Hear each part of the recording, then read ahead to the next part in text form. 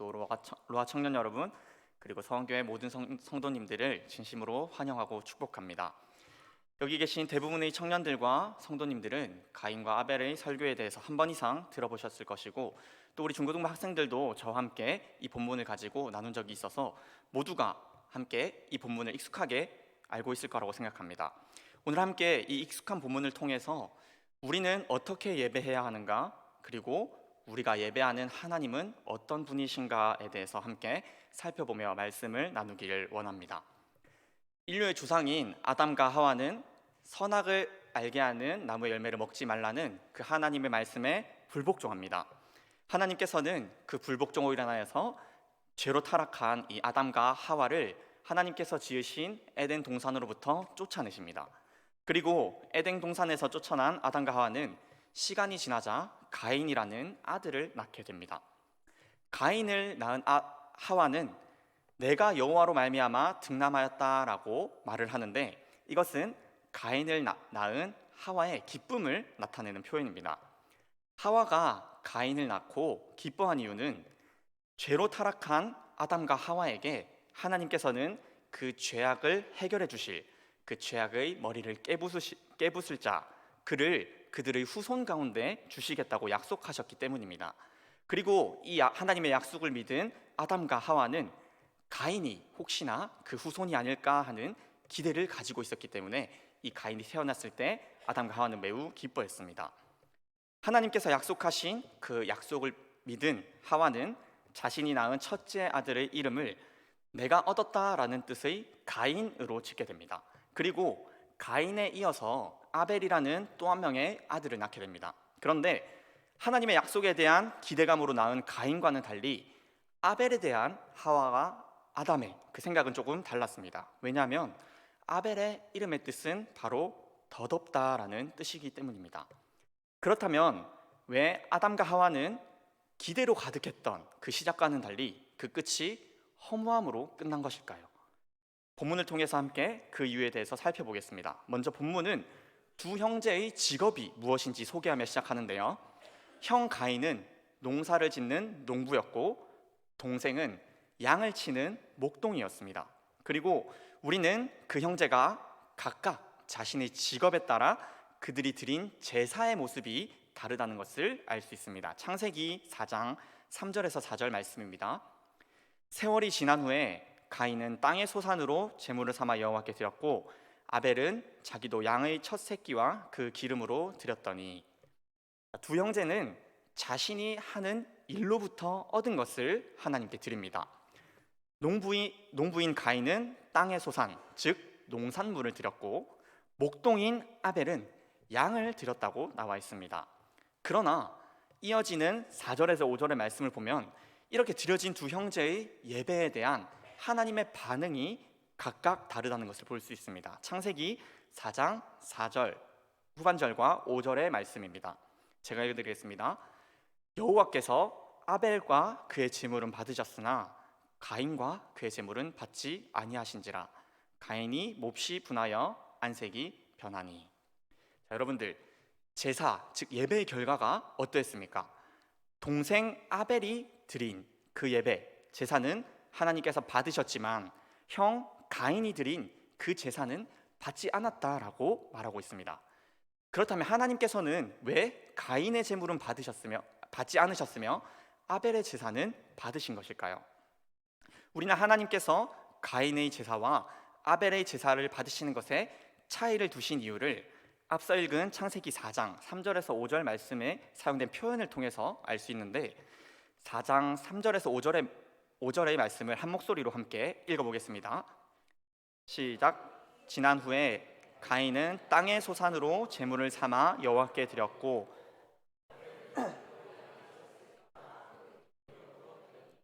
여호와께서 아벨과 그의 제물은 받으셨으나 가인과 그의 제물은 받지 아니하신지라. 우리는 두 제사에 있어서 그들이 제물이 어떠했는지에 주목하기 쉽습니다. 그러나 하나님께서는 그들의 예배에서 주목한 것은 그들이 드린 제물뿐만이 아니었습니다. 본문을 자세하게 살펴보시면 하나님께서는 받지 않으신 것은 가인의 제사가 아닌 가인과 그의 제물입니다. 또한 하나님께서 받으신 것은 아벨의 제물이 아닌 아벨과 그의 제사입니다. 다시 말해서 하나님께서는 제사, 즉 예배를 받으실 때 그 드려지는 예배와 더불어 그 예배자를 보신다는 것입니다. 또한 본문에서 언급한 순서를 고려하였을 때 제물보다 오히려 예배자가 앞서는 것을 볼 수 있습니다. 가인과 그의 제물, 아벨과 그의 제물.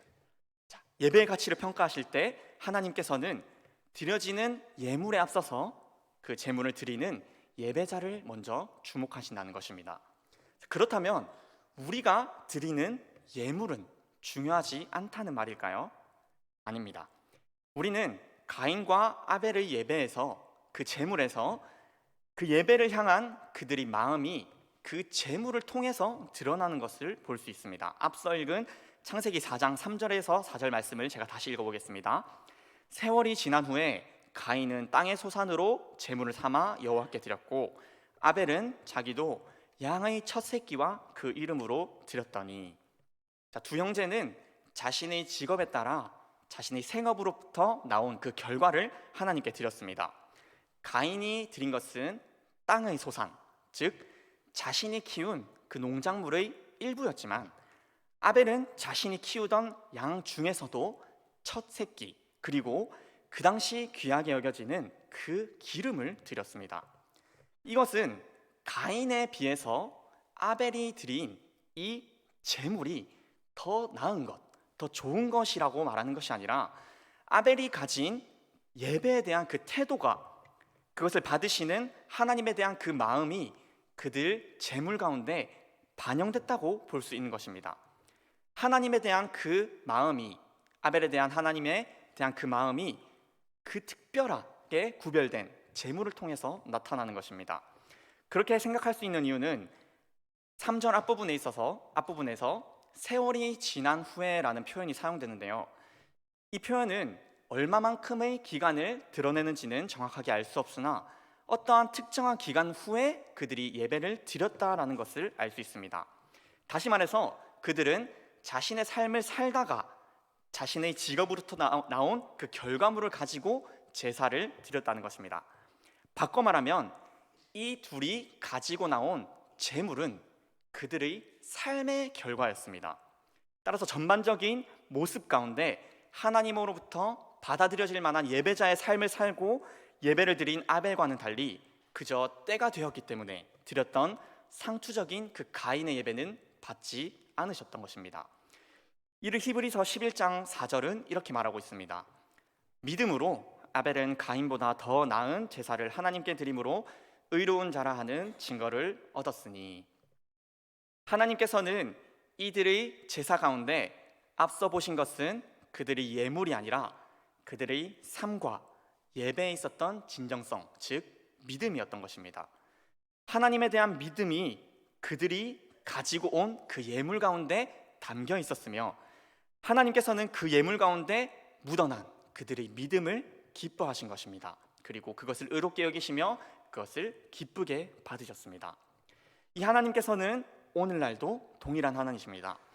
우리 예배 가운데도 우리가 드리는 예물, 즉 예배 방식이나 또 예배 가운데 우리가 드리는 예물에 앞서서 하나님께서는 예배 자리 가운데 선 우리를 먼저 보시는 분이라는 말씀입니다.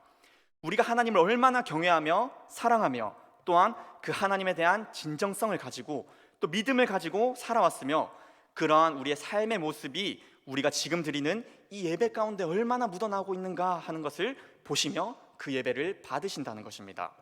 저는 우리 사랑하는 서원교회 모든 세대가 모인 이 예배가 하나님이 받으시는 아벨의 제사와 같은 예배가 되기를 소망합니다.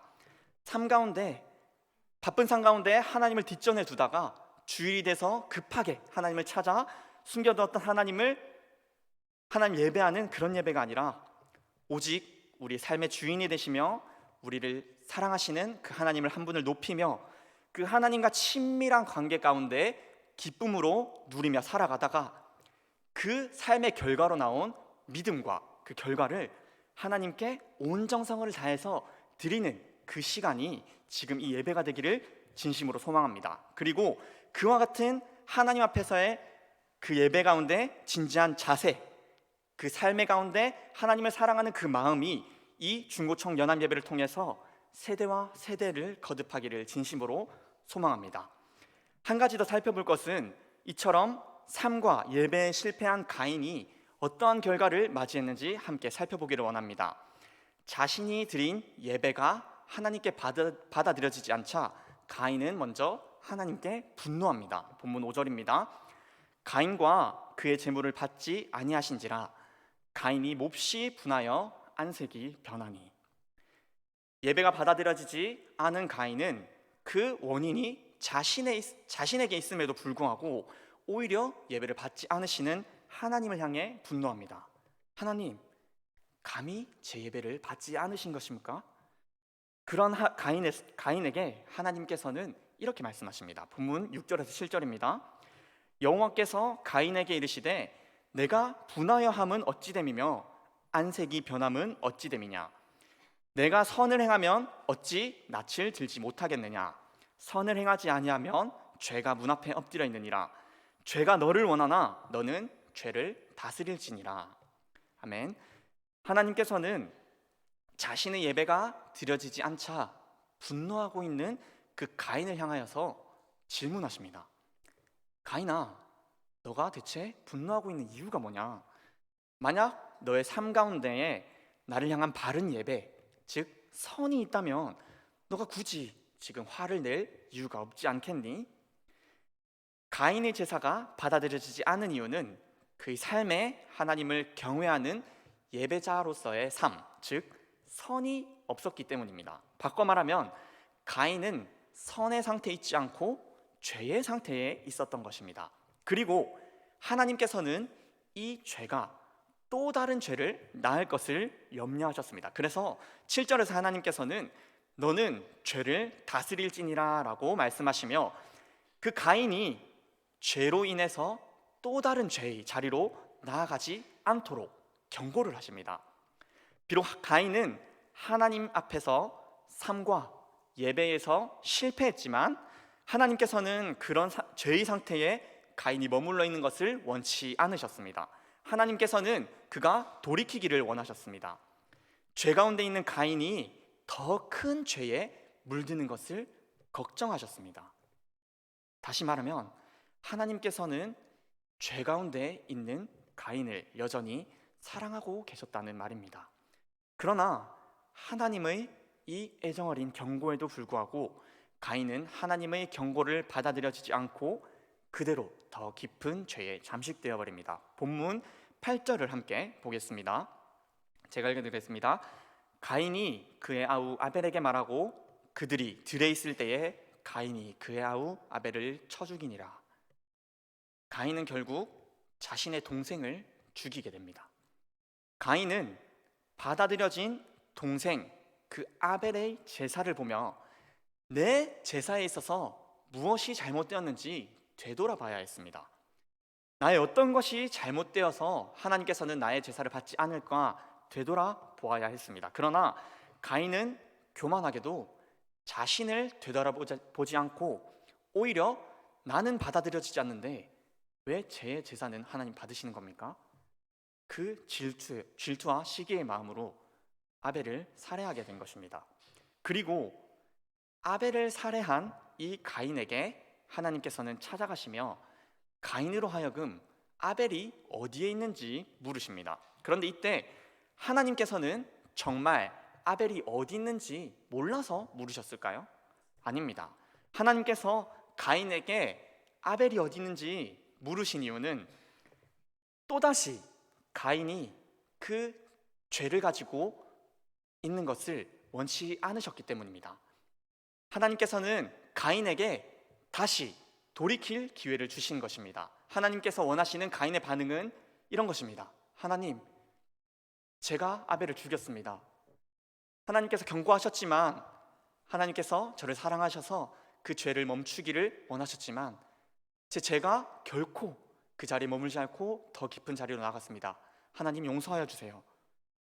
하나님께서는 그러한 반응을 원하셨으나 가인은 또다시 주어진 그 회개의 기회를 내칩니다. 하나님께서 가인에게 하신 그 질문과 그 가인의 반응을 보길 원합니다. 창세기 4장 9절의 말씀입니다. 여호와께서 가인에게 이르시되 내 아우 아벨은 어디 있느냐? 그가 이르되 내가 알지 못하나이다. 내가 아우를 지키는 자니이까. 몰라요 하나님. 내가 어떻게 알겠습니까? 내가 맨날 아우나 지키는 사람입니까? 우리는 가인의 이러한 반응을 통해서 죄인된 인간이 죄 앞에서 얼마나 뻔뻔하고 약한지 볼 수 있습니다. 하나님께서는 끝없이 가인이 죄에서 돌이키기를 원하셨습니다. 가인이 그 처참한 죄의 결과 가운데 있더라도 하나님께서는 그를 사랑하셔서 자비를 베풀기를 원하셨습니다. 그러나 죄인된 그 가인은 하나님의 반복된 자비와 사랑에도 불구하고 오히려 그것을 받아들여지지 않고 뻔뻔한 태도로 하나님 앞에 나아가고 있는 것입니다.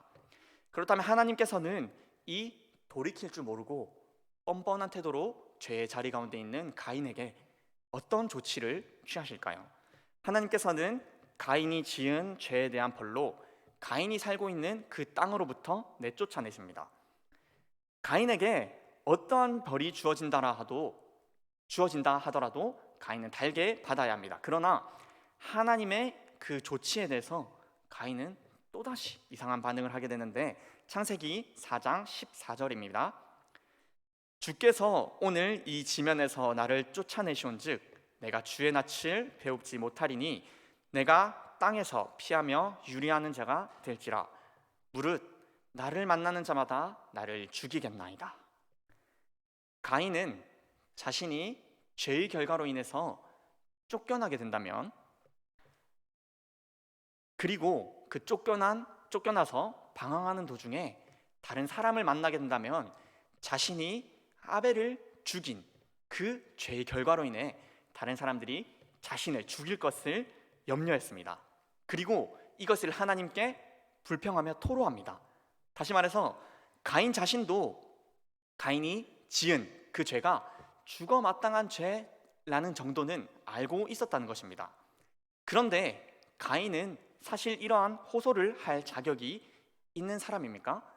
우리가 살펴보았듯이 하나님께서는 가인이 돌아오도록 반복적으로 자비를 베푸셨습니다. 그러나 그 기회를 잡지 않은 것은 가인입니다. 그리고 하나님께서는 그 죄에 대한 정당한 벌을 지금 내리고 계시는 것입니다. 그러나 그 기회를 잡지 않고 깊은 죄의 자리 가운데 나아간 선택, 그것을 주도적으로 한 가인 자체가 그 죄에 대한 결과를 받아들이는 것에 있어서는 하나님 앞에 이건 공정치 않습니다 라고 따져 묻는 것입니다.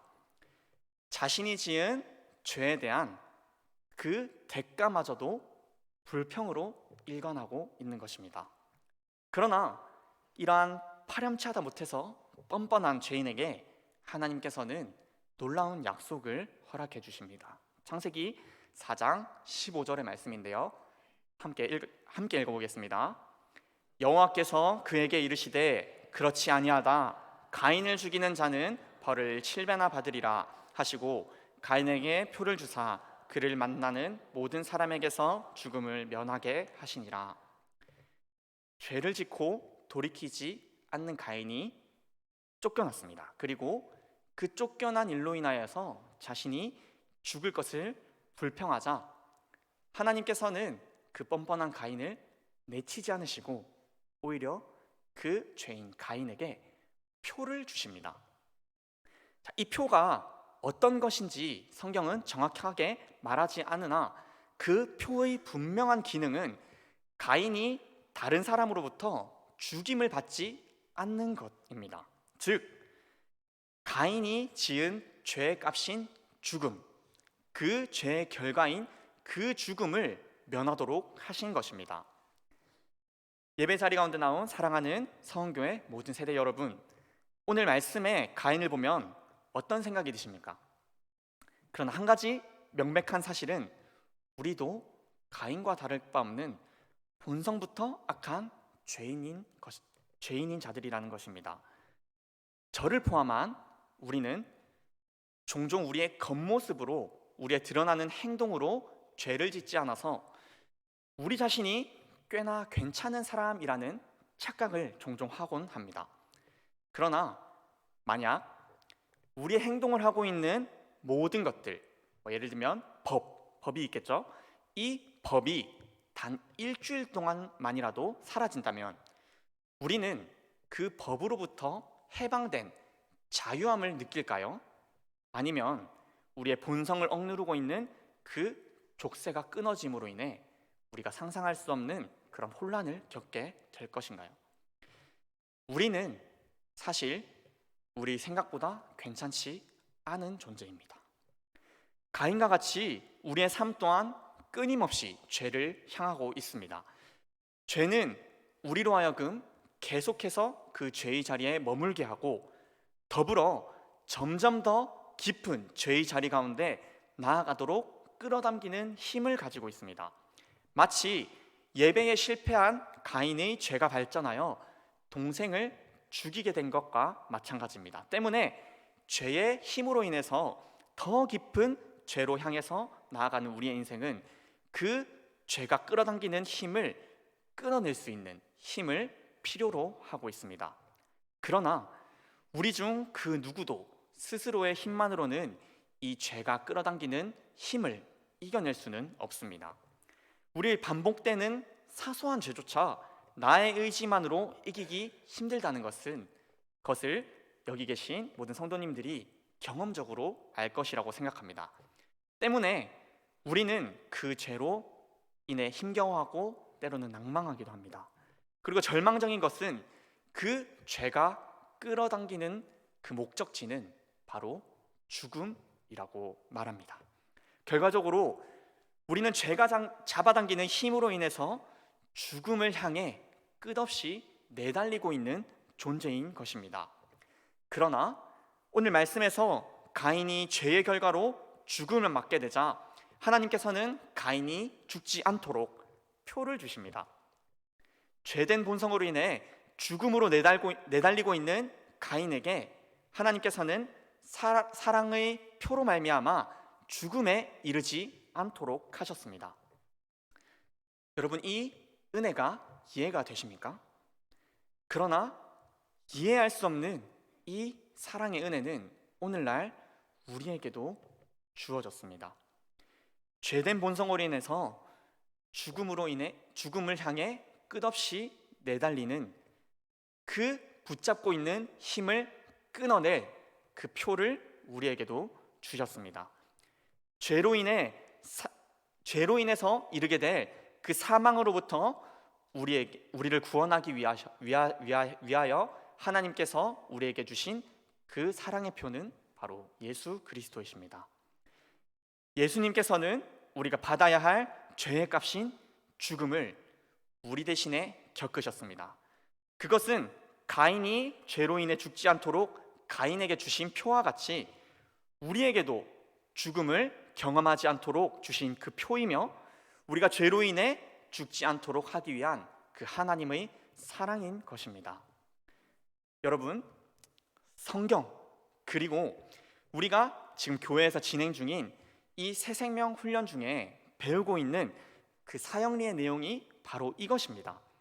우리는 죄로 인해서 소망이 없고 그저 죽음을 향해 내달리고 있는 존재였습니다. 그러나 하나님께서 주권적으로 우리를 사랑하셔서 그래서 그분께서는 우리 죄에 대한 죄값을 치르지 않도록 자신이 치르시고 자신을 십자가에서 찢으시고 그 십자가에서 피 흘려 죽으심으로 우리를 그 죽음으로부터 구해내신 분이십니다.